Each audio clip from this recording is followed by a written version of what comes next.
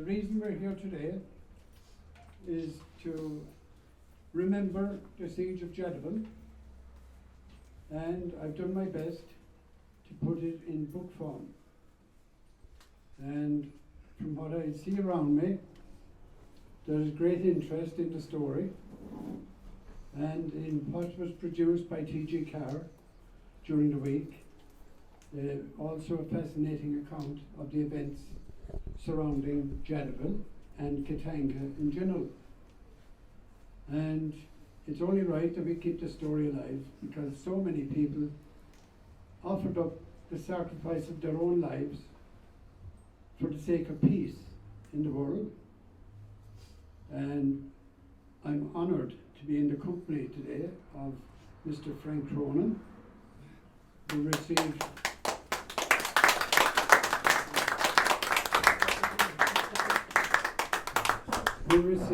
no less than 3 bullet holes.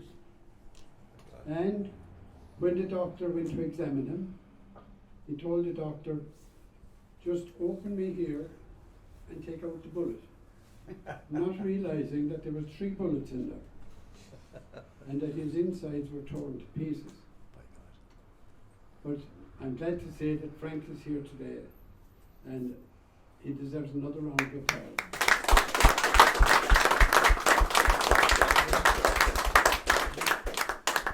A great friend and a great comrade. So anyway, to carry on with the story, we're lucky, both of us, that we survived the siege of Jadaville and many other fights during the trouble in the Congo. And not knowing where the trouble was coming from, within the Congo or outside of the Congo, but we learned to our cost that there was at least 3 empires turned against us, and all to do with the wealth of mining. They were mining uranium, cobalt, copper, diamonds even. And we were ordered to disarm the breakaway province of Katanga, who were now being supported by all these mining companies, and they set up a puppet government. And the task we were given was to disarm all the mercenaries that were being shipped in from outside, from Rhodesia and elsewhere. The British Empire at that time was still in Rhodesia, and needless to say, it was very convenient for the mercenaries to travel into Katanga and take on the UN. And not only were we pitted against ground forces, but we were bombed from the air. Nobody realized at the time that the Katangan army had air power. And anybody will tell you that air power is the supreme weapon in any war. And this is what brought about the failure of our mission. We were out in the open.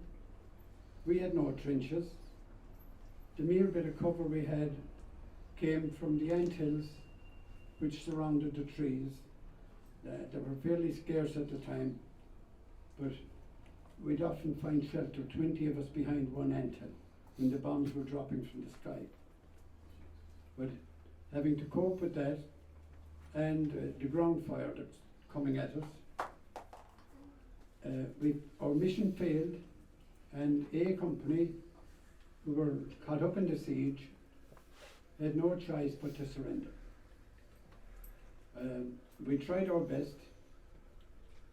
I made a total of 6 trips on the road to Jadaville, and each one of those, it took a toll on all of us, one way or another.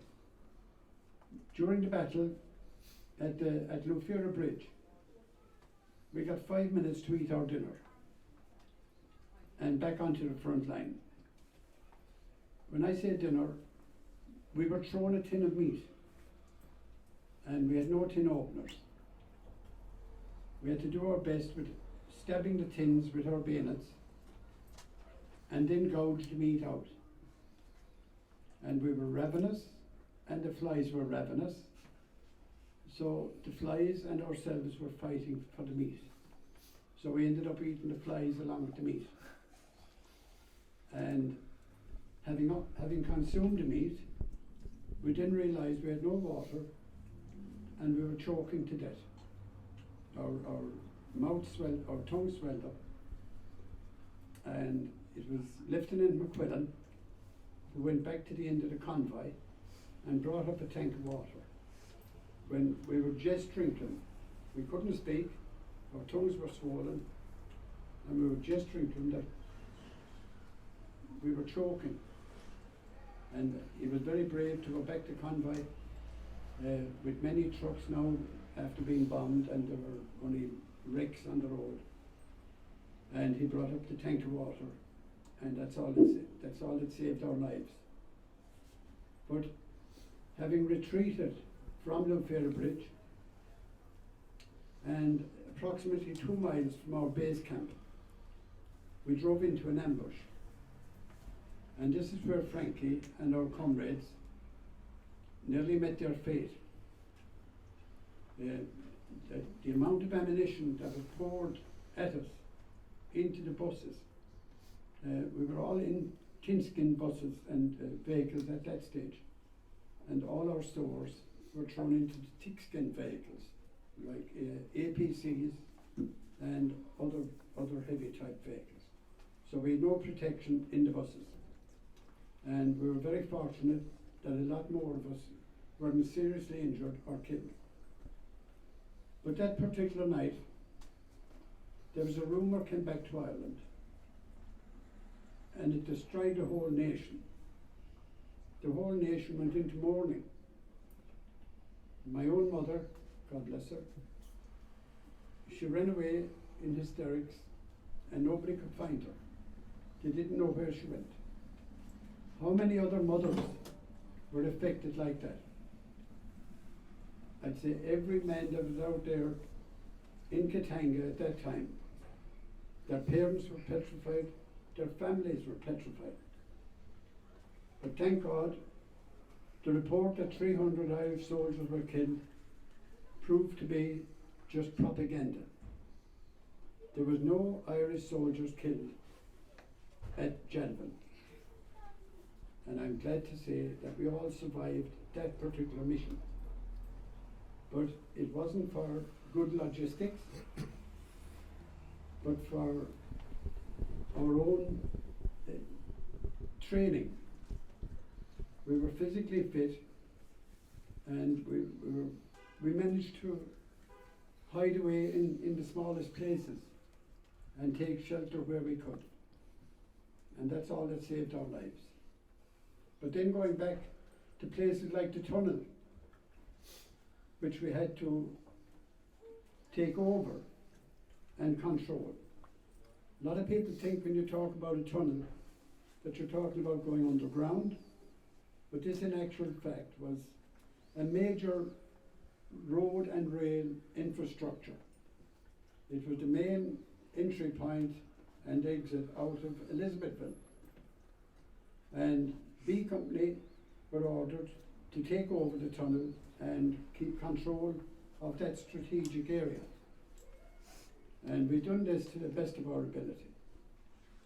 And I was ordered to fire the 84mm anti-tank gun at the tunnel at a particular house out in front of me.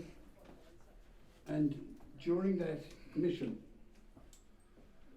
my gun slipped, and it could have caused serious injury, not just to myself, but to my comrades. Because when this gun goes off, there's a large gas escape at the back, and the rocket goes, God only knows where. But in that particular incident, it travelled down the railway track and penetrated 10 carriages of a railway train. But thank God it was a goods train and not a passenger train. Otherwise, there would have been carnage on the train. But if I can take you back to Lumfera Bridge for a minute,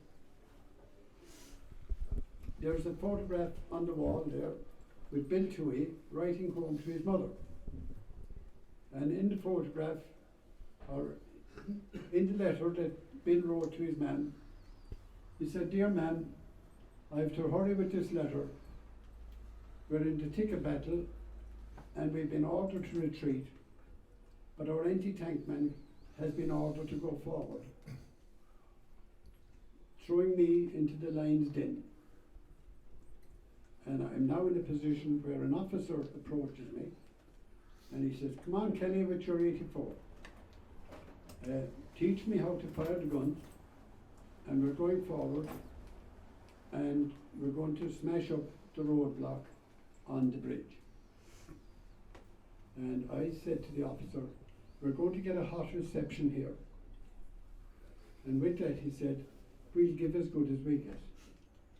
Now, in the teaching with the anti-tank gun, we're formed into a subsection. And there was 4 personnel in my section.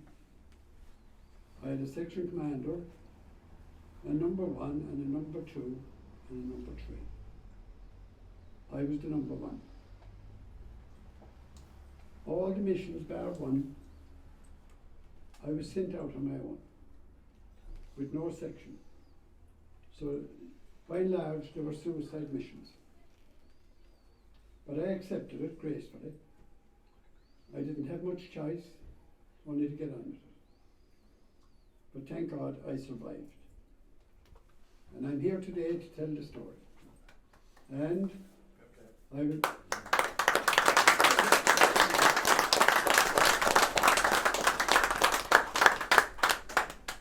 Just to finish off, I'm glad that I'm here, and it took me 60 years to write the book.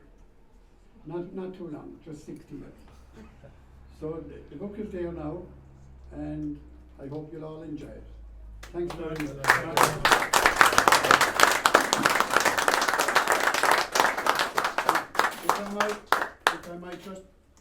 If I might just read the poem for you before I finish.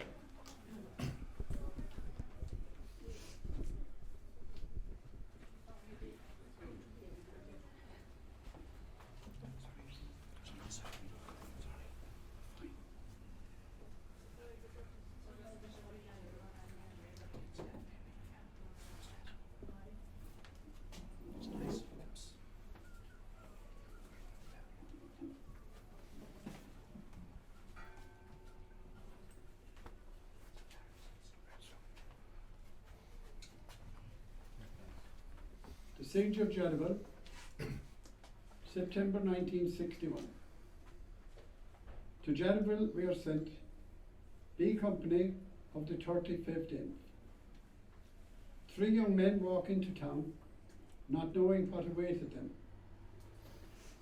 They went into a local bar, where we acquired a jar. As we sat and sipped within, one perfect gentleman walked in. "I am the mayor of town," said he, "so I must bid farewell to thee. You're in my town without my say. For the UN, there is no sway." Upon arrival back to camp, with 117s we are clamped. Jim Carey, Billy Graham and I, all 3 of us, to camp confined. All 3 of us to camp confined, 2 nights CB we did receive. Whilst up on orders, we gave reports of mercenaries and gendarmerie in very large numbers to be seen. Surround our camp they did for sure, but alas, we could do no more. Orders came, B Company is going, A Company now are moving in.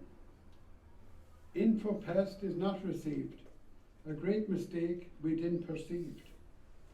Rotation happened at a hasty pace. Militias looked on and were amazed.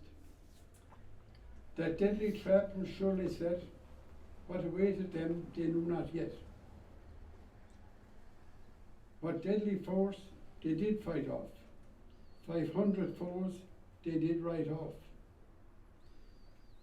Due indeed to a well-trained lot, heroes all I do declare. I should know I was there. Thank you. Very good.